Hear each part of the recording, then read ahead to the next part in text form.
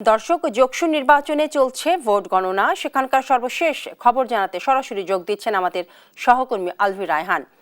আলভি, যোগসু নির্বাচন যেহেতু প্রথমবারের মতো হয়েছে, নির্বাচনে কত শতাংশ ভোট পড়েছে সেটা জানাবেন এবং ভোট গণনা শেষ হতে কত সময় লাগতে পারে?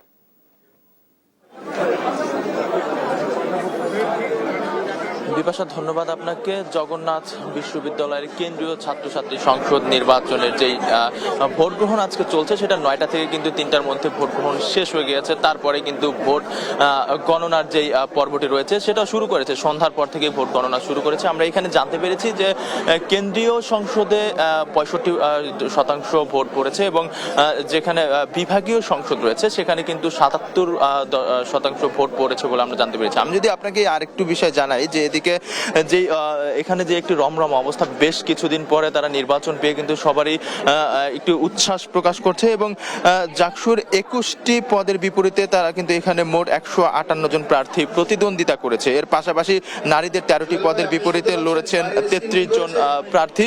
এছাড়া আমি আরেকটি বিষয় যদি জানাই যে 29টি কেন্দ্রে 178টি বুথে কিন্তু তারা 16,365 জন শিক্ষার্থী ভোট প্রয়োগের সুযোগ পেয়েছেন।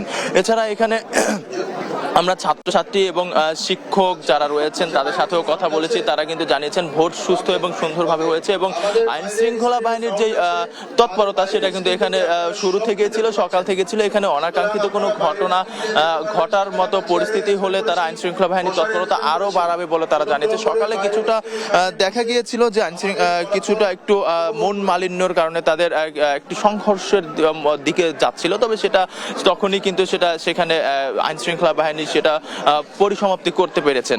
এছাড়া এখানে সন্ধ্যার পর থেকে ভোট গণনা শুরু করেছে এবং সেই ভোট গণনা কিন্তু কিছুক্ষণ একটু ভিতরে যে গ্যাদারিং শুরু হয়েছে সেটার জন্য কিন্তু তারা এখানে ভোট গণনা কিছুক্ষণের জন্য স্থায়ী বন্ধ রেখেছে। কিছুক্ষণের মধ্যে আবারও ভোট গণনা শুরু হবে। তারপরে কিন্তু চূড়ান্ত যেই ফলাফল সেটা পেয়ে যাব আমরা, আর আমরা পেয়ে গেলে অবশ্যই আপনাদেরকে জানিয়ে দেবো। এই ছিল আমার কাছে জগন্নাথ বিশ্ববিদ্যালয় থেকে সর্বশেষ তথ্য।